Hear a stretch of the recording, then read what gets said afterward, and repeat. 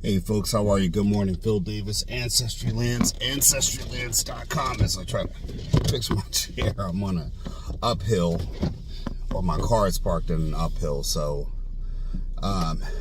this video today, this morning, and good morning. Remember, like and share. There's everywhere.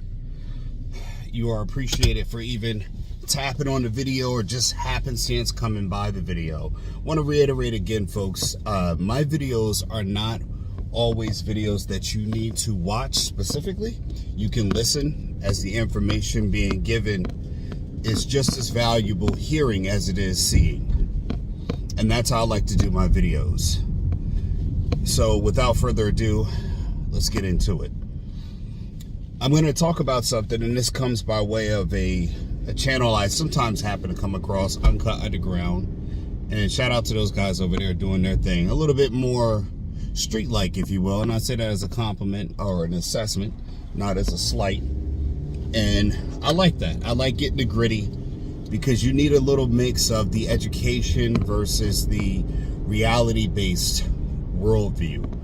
You can't just have it from academia, as you meet people from all walks of life. And sometimes our assessment of things, ruffians, people like that, could be absolutely wrong. And one of the things the gentleman pointed out, which I think holds more truth when you are especially a father or a leader, if you are a leader or in a leadership position, you have to have something, which the gentleman coined the term foresight. I like that. It's something that I practice, but sometimes it's harder to explain or encapsulate as far as coining a term. And it is something that you need in order to secure a woman long term. You have to have foresight. You have to have foresight, and I can explain that, but I want to get into what I mean by foresight. Foresight is not just I'm walking out to a street and I see a car coming and I'm going to stop because I can anticipate that the car would hit me if I kept on walking based on the car's rate of speed and the point of impact. That's not what we're talking about here. We're talking about the foresight to see things economically, the geography, the demographics, to be able to plan out a future or have extreme amount of guidance or decision-making skills that give you somewhat of a foresight. You're able to calculate, you're able to predict things. And when I say predict things, not like the lottery, you're able to predict things as far as an outcome that could have either beneficial or drastic effects in your life. The main point about that with foresight is that these are often going to be things that are not seen at the time that you anticipate or you're presenting them to someone. Foresight is not a shared gift, meaning that just like many of you have ever seen like the X-Men, every mutant has their own individual power. And even some that might have healing powers, say Deadpool and Wolverine, which is a popular movie coming out soon. Everybody's healing powers acts a different way per the mutant, right? And I'm just doing an analogy. It's not a superhero video. I'm just bringing in some relative terms about how to understand it. So your foresight might be different than my foresight if we both truly can exhibit or we can showcase our foresight. And foresight is not, well, I knew the stock market's going to do something about it, or I knew a recession was coming, so that's why I didn't know. The foresight has some qualifiers. It's not just your ability to prevent or mitigate a disaster or a bad outcome. It is your ability to be able to plan or avoid by making a better decision that leads to a beneficial outcome. So, okay, a recession is coming, but are you saving money? Are you putting money away? Are you building capital? Are you doing something to increase your value, your family's values? Are you doing anything to maintain, even though potentially you can lose money, or you could lose money in stocks. You're not just, well, I've got money in a 401k, and then when the 401k market hits and we have $1 trillion of loss like we've done in the last recession, you're just a victim of it. You can always not always say that you have foresight if you become a victim of every circumstance that comes about in the natural world. You can't. It just doesn't work that way. Foresight means that you will be told you're wrong, even though you will not be proven you're wrong. I have a saying in my house that I live in an apartment, but it's still a house, it's a home. And our home, I have a saying, and I tell my wife, I'm crazy until I'm not crazy, right? And that means that there's been many times in our relationship where my foresight was so far in advance that she could not see it, any inkling, any sign at all, that the danger that I say that is impending could be 5-10 years out. And she has no ability to see it because her foresight is very close in range. She can only see the day in front of her or maybe the day after. And that's no slight to my wife. It's just some people's foresight, they only can see what's right in front of them. Like I said, everybody has different levels of a gift. And we need to appreciate and understand that a person is not completely lacking. They just have a different level or measure of a gift, or maybe they don't have a gift at all. Like I can't draw. I can't even draw a circle. That's how bad I can draw. But even in that, I have the ability to create with my mind as an artist different ways. Henceforth, you're watching this content. So artistry manifests itself in different ways, but I cannot draw. I don't have a gift like that. I mean, I can copy something, but I can't draw it like from my mind down onto a piece of paper. It won't come out the same way. So, but our abilities to create could be the same if we look at what I'm good at in a different space. So again, with my gifts, sometimes they're far-reaching. And with that gift comes the obvious, people are going to buck at it.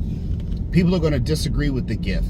Because again, there's no seeing it. Now, if Warren Buffett told you there was going to be a recession in 12 years, people would just believe it because of the wide belief in his authority. And again, when you are a leader, a new husband, a father, your authority is going to be tested. And again, Warren Buffett's authority was always tested. So he just has more people who believe in his authority, his expertise. And authority is built over time. It does not come naturally, because we don't live in that kind of world anymore where you could just, go through a village and knock a few heads out, and then people just start to listen. Any questions? That's not how it works anymore. And even then, you might be required to show your mettle. I might be a skilled warrior in ancient times and come through a village saying everybody's got to give up the goods and the booty. And some 6-foot warrior in that village may say, this little man at 5'9", I don't think he's about that life. So the axes have to collide. And when someone gets a spear through their throat, we either are proving that it's time to give it up or don't judge me by my size, or maybe the big man tells little man, go back home. And that's happened throughout life. Even then, your authority might be challenged. So again, that expertise and belief is built over time. A lot of men are not willing to let their authority be built over time, because again, you have to understand, you're either with someone or children. Children are always going to follow you because they grew up in your authority. But when you meet a woman, let's say you meet her at 25, she spent a quarter of a century, primarily if she's raised right, being under authority of another man whose authority might be different than yours. Or maybe she wasn't under another man's authority, meaning the father, and she's not used to dealing with authority. Well, that can be groomed over time by you being right and her learning the hard lessons. But again, you've got to be willing to put in the time and have your expertise tested to be proven right. Now, how do you build that? I've been talking about it in many videos, and shout out to the people who have actually been watching the videos and taking notes and learning. I love that I actually get to speak with people in real life. That helps to build my authority. And you know what's funny is that when I do have conversations like with Josh and other men out there, shout out to the Coach Gang, and shout out to Coach Greg Adams for allowing me to be on his platform to talk to other men and share ideas. When I talk to other men, my children are watching. My wife is watching. She's seeing me lead men, be a leader of men, and that builds authority with her, meaning that she can respect my authority because she sees other men following my authority. She sees that I'm a leader amongst men, and that's not to gloat, but again, the only reason why men would listen is there's value in what I have to say. Boy, I'm dropping some gems on you, huh? And that's what matters most. It's not an ego booster to me. What it is an affirmation that where I'm going, what I have to share is of value to the group of men, both older and younger, because I am a middle-aged man myself. And men also need value. They need input. They need guidance at every step of the way. Nobody has this shit figured out. Trust me. No one has it figured out. Everybody has a plan until the plan is disrupted. But again, your foresight will carry you through. Now let's talk a little bit about how do you build foresight, because we're going to get into that in a different video as well. But foresight is built by doing the work. What do I mean by doing the work? Well, when you start you create a budget, and you budget every month. You create your expense account. You create an income account. I have this in my business and my household. And you start sitting down, looking at your numbers, looking at your analytics for your life. Forget your YouTube analytics. Look at your analytics for life. And you can start to see what months you had good months, what months you had bad months. You can start seeing how much you spend. You can start curtailing your expenses. You know, I tell my wife all the time, I want to know what you're spending stuff on. And there's a big argument over telling me what she's spending. And again, I had to talk to her because of my foresight, my ability to understand relationships and how stupid the manipulation tactics can be when you don't have resolve and you don't have foresight. Because again, I didn't tell her she couldn't spend what she wanted. I said I just wanted to know what she spent. I didn't ask what she spent the money on. I just wanted to know the value, so again, I can have a working idea of what our finances are, because I would need to know, because I do the damn budget. Now again, you're going to get those, oh, you're controlling and damn all of that. I ain't never been one to give a damn about some name calling, so it ain't going to change right now. Yeah, I am controlling because I'm controlling our finances to make sure we have a financial victory. So again, I don't want to hear that mouth. And that's how you got to be with things, because again, my mission stays the same. I'm not worried about your ability to like or dislike what I'm setting forth. My foresight says that in the future, we're going to need to know and track our expenses. We're going to need to understand what we spend. And my job is to educate you on that, whether you like it or not. Because again, my kids are watching. So again, if I don't teach you how to do it, they won't learn how to do it from you or from me. And on top of that, they're going to enter relationships that are going to be someone else's problem. And you know the reason why I had that problem, is because she was never taught that. So again, because someone didn't have the foresight to see that she was going to be required to know and educate her children on those things. So it is my job as a leader to have the foresight to teach her those things. And she listens. Not because it's forced, but because again, time and time again, my foresight has been proven right. And that's what matters. Why I tell my wife all the time, I'm crazy until I'm not crazy, right? It's always the case. I was crazy thinking that we were going to have hard financial times, which became eventually the pandemic, but I had to plan for that. I had to get myself financially ready to be able to deal with that, and I did that by preparing, by starting a land business, by supplementing my income, by working and doing the work and doing the research on how I can make money while I sleep. And that's what you got to start doing. But you've got to do some internal work, and you start digging down to understand the analytics in your life. You can't just sit around and wait for things to come to you. You got to start evaluating your days and months like you would a YouTube channel. If you have a YouTube channel and your videos, you got to look at what months you're doing better and not. The reason why YouTube channel does great or doesn't do great is because people either look at their analytics, analyze their analytics, or they don't look at them at all. Because the people who are analyzing their analytics in life, their analytics, they're going to do better because they're looking at the data. It's not delusions of grandeur. They're looking at actual data. And you have data in the form of your paycheck, your income, your expenses, your budgeting skills. All these things can be written down and tracked, but you got to do the work. And you won't do the work, but you expect the outcome. Work and outcomes are brother and sister had by the same parents that are twins. They look the same because they are the same. You're going to get outcomes when you go to work. You're going to get outcomes when you put in the work. You're going to get outcomes when you work on building things. If you keep putting bricks on top of the other, you're going to get outcome. If you keep laying bricks in a certain way, or you put wood together with nail and you build a foundation, eventually you're going to have something that might just look like a house, right?